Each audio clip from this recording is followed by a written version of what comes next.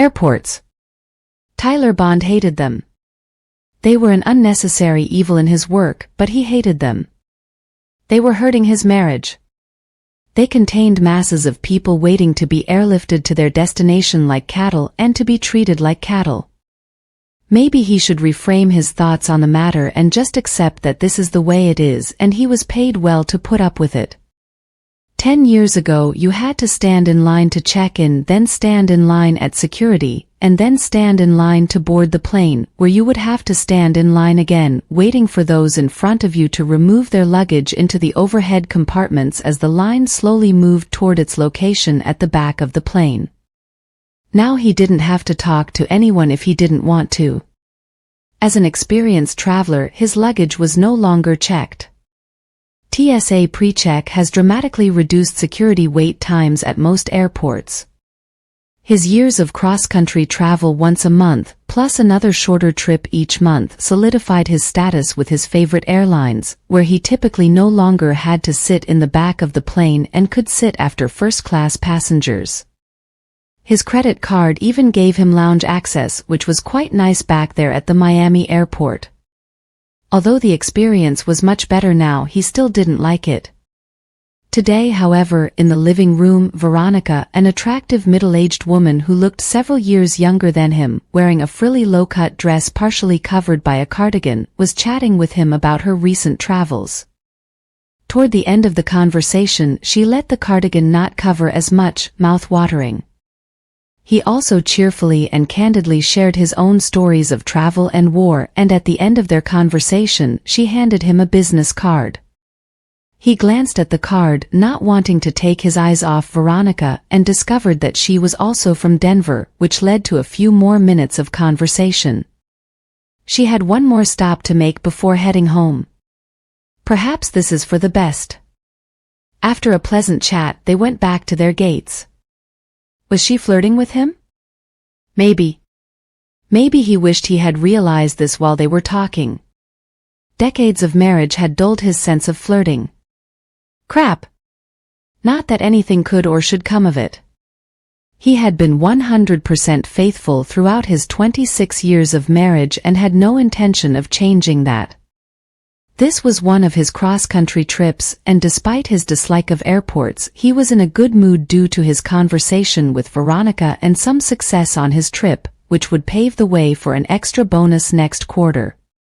He had just boarded his plane into a larger economy plus seat to return home when his phone rang. He was about to put it into flight mode when it happened. It was his wife, Rebecca. Sigh. It was too early in Denver for her to wake up, let alone call. Considering the hour of the morning, he wondered if it was important. Maybe. His finger hovered over the phone to answer, but he still turned it off. If it had been one of his children, he would have answered the call, of course, but whatever that bat wife of his wanted could wait.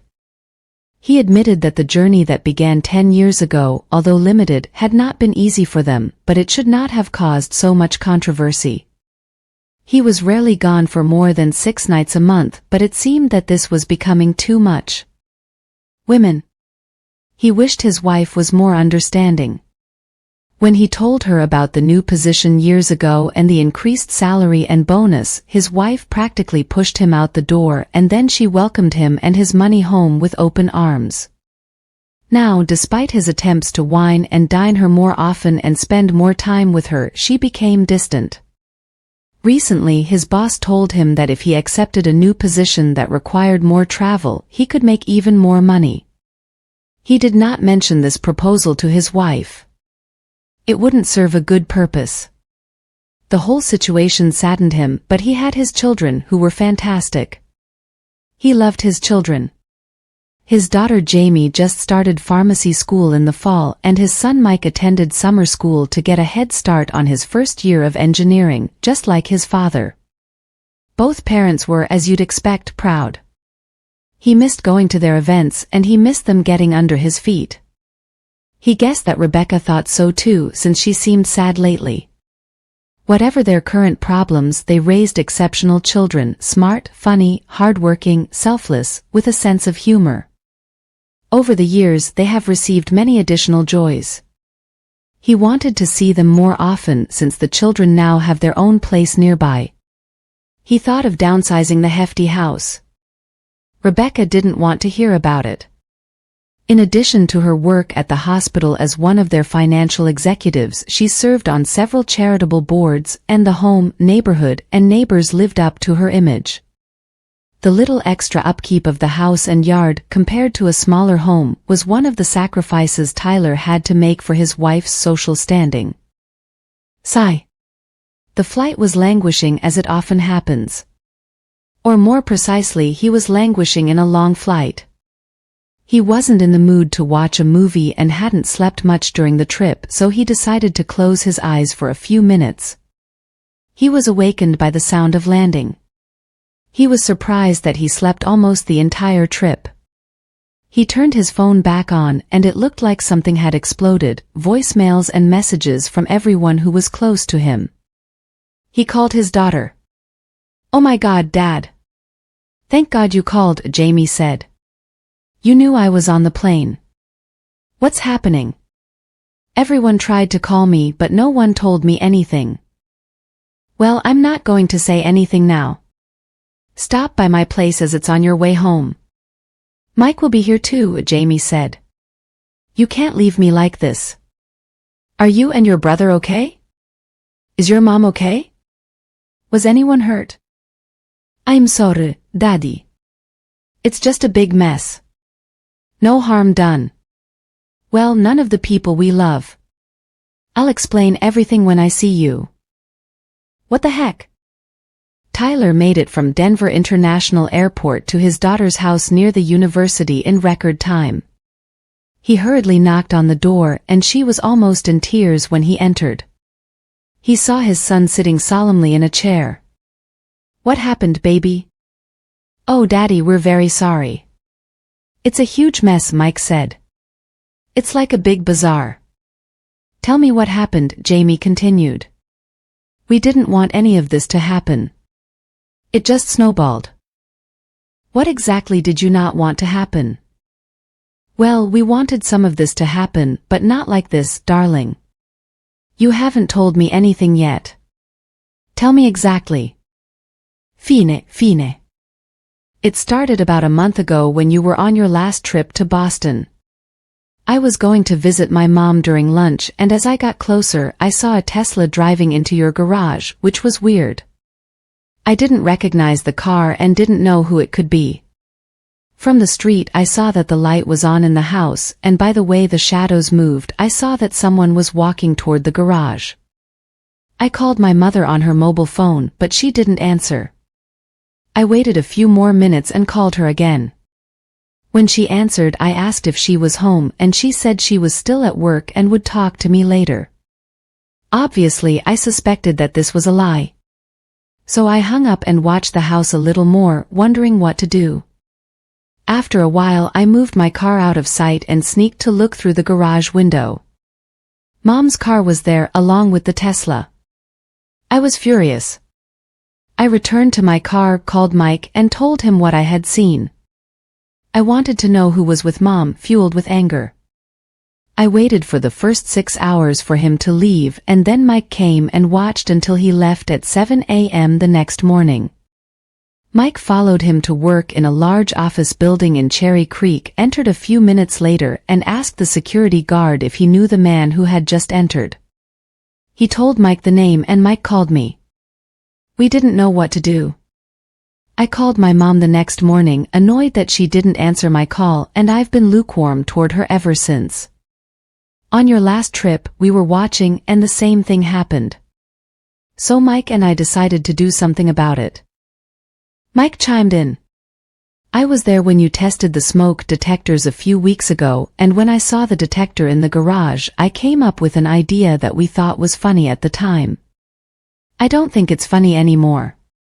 We were afraid to tell you because we knew you would want to catch them red-handed and would probably kill the bastard and end up killing Mom too, accidentally or intentionally, and you'd end up in jail.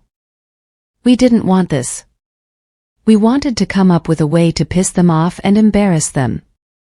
I suggested that Jamie sneak into the garage around midnight and cause one of those unexpected sparks that are known to happen to electric cars from time to time, creating enough smoke to set off the alarm.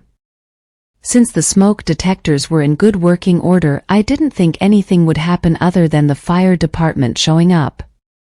I guess that means you didn't know there was a heat detector in the garage and not a smoke detector, said Tyler. Mike had a surprised expression on his face. Oh, __. That's why the alarm didn't go off for so long.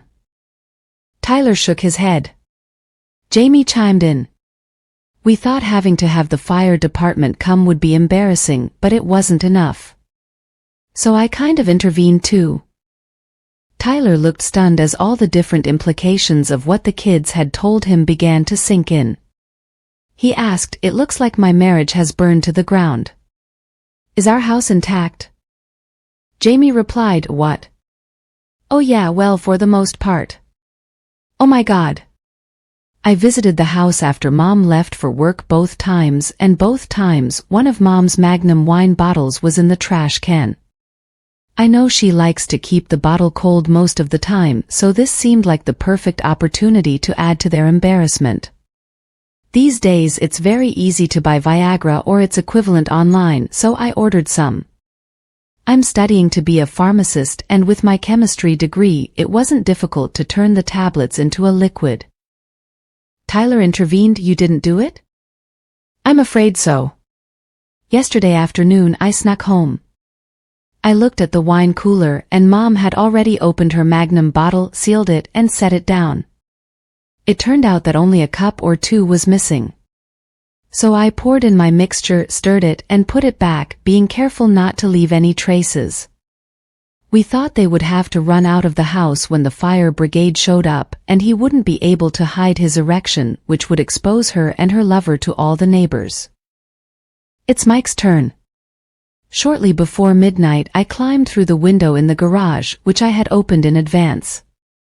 It took a while, but using the charging port on the car and some tools, I was able to create an arc such that the metal around the area became hot. I don't know if his car was malfunctioning or what, but suddenly there was a shower of sparks. I knew this would set off a smoke alarm, or so Elle thought, and I got the hell out of there. Obviously after I left, the battery caught fire. I think he did because before the firemen could get there, not only his car caught fire, but his mother's too. By this time, the alarm system in the house had gone crazy, and the whole neighborhood could hear it. Jamie said, "You know how Mom gets worried when she's upset. It's like her brain just shuts down." This is where the story gets even more interesting. More interesting than my wife cheating on me and my house burning down? Jamie continued, "We told you the house didn't burn down." Oh great. Anyway, in the few minutes that I was allowed to talk to she jumped out of bed when she heard the alarm. She shook her lover Eric, but he did not wake up. She knew he had drunk a lot and couldn't wake him up. She thought he was dead and became hysterical. She called 911 from her home phone and started screaming, "Fire! Call an ambulance!" She then grabbed him by the ankles and started dragging him out of the bedroom and towards the exit, not realizing or thinking about the fact that they were both bare-assed. He was too heavy for her to get down the stairs, so she kept dragging him. Again, she wasn't thinking, so he lay face down. Remember how there was a rug nail at the entrance to your bedroom that popped out just enough to snag one of my socks a few months ago when I was visiting? Well, it looks like either you didn't score it or he or the other one popped back out, because guess what? Mom was dragging Eric and he was quite heavy, or the nail jumped out even more and caught Eric. That's where the fact that he drank all that Viagra and wine comes into play. Not only did the carpet nail cut his insurgent manhood, well, everything below the waist, he also cut his stomach and face. Since the house was quite dark and he was unconscious, his mother did not know this and continued to drag him down the stairs, bop bop bop, by the steps. I almost feel sorry for this dude. In addition to his 3-foot scratch on an important male organ, he has carpet burns from his waist down to his nose, which must have burst when he fell from the bottom step onto the tile kitchen floor. Clap. I'm sure being dragged across the tiles through the front door wasn't very pleasant either, especially when his head flew over the threshold, hit the concrete porch, and rolled down the stairs onto the sidewalk. Bop bop clap. He appears to have road rash and a nasty gash on his face. Tyler didn't feel too bad about it. Mike took over the story. The house alarm must have woken up the rest of the neighbors because there seemed to be quite a crowd when Mom dragged her lover, both bare-bottomed, out of the front door in front of everyone.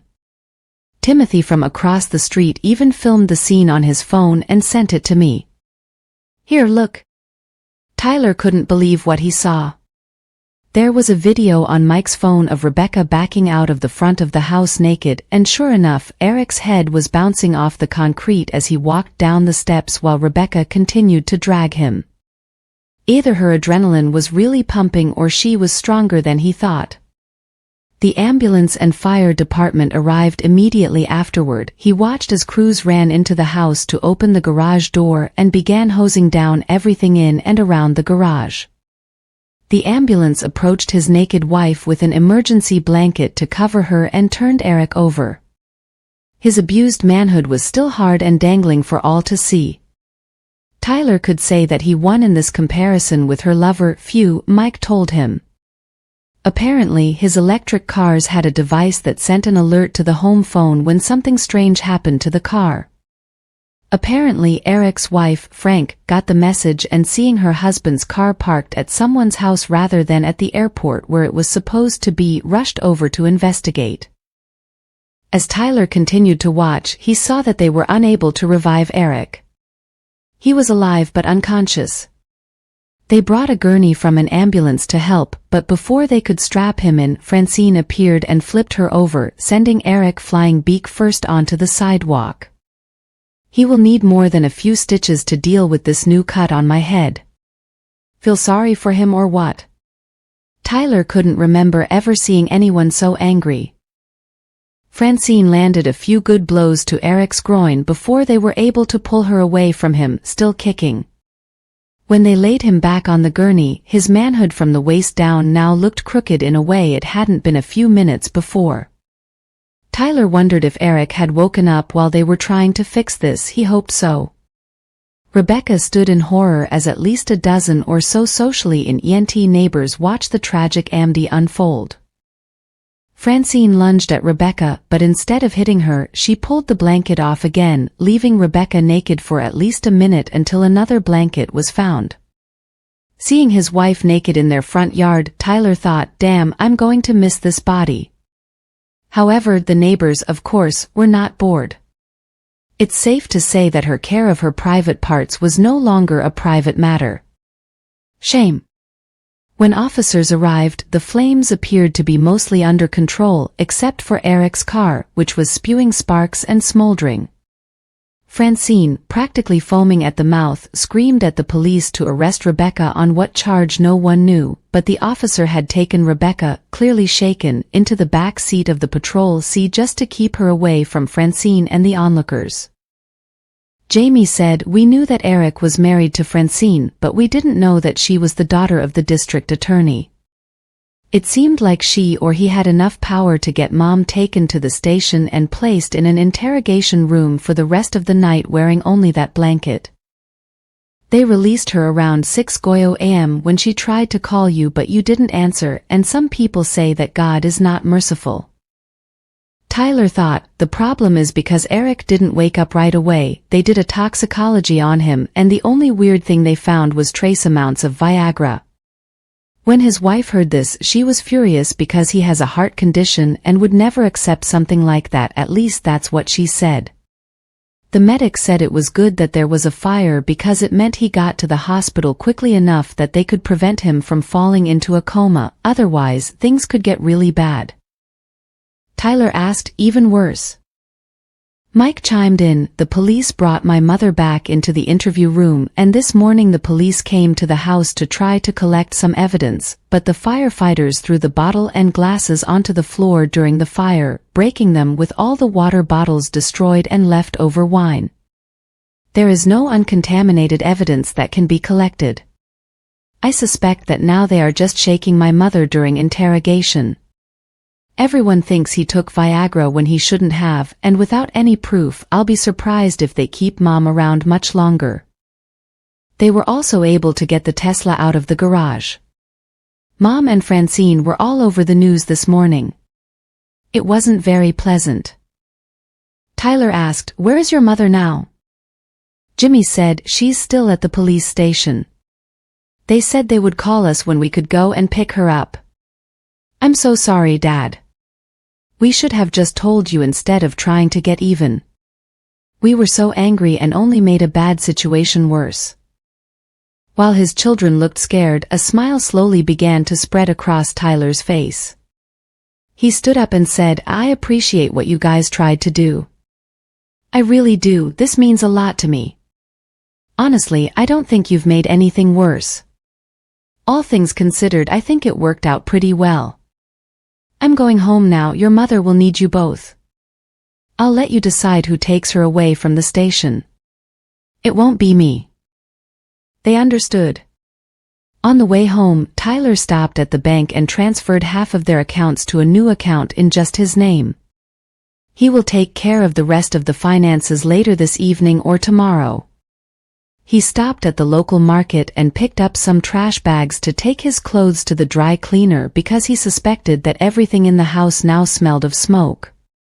As he approached the house, he didn't pay much attention to the damage from the fire. The part of the kitchen leading to the garage looked like a war zone. He went to the bedroom and put all his clothes into bags to take to the dry cleaner. The insurance company will receive the bill. He saw that the bed was not made, and this thought saddened him for a moment, but only for a moment. He knew what he was going to do. Divorcing her was the obvious starting point. Divide finances, find an apartment, travel more, and use my newfound free time to be with my children more often and have much more fun. He asked if Mike could forward him the video so he could forward it to local news stations. Rebecca's volunteer organizations will certainly be proud to have one of their board members raise their profile in this way. As he was loading the last bag into his car, a police car pulled up. They asked to see some form of identification. Having heard about what happened and perhaps even having previously been there or seen the video, one of the officers looked confused but still asked, "Are you going to be okay?" All the events of the day played over and over in Tyler's head like one of those old-fashioned wheels that people spun on game shows. When the wheel in his head stopped at Veronica's calling card, a wide smile appeared on Tyler's face. "I'll be fine, officer. Rest assured that I will be fine."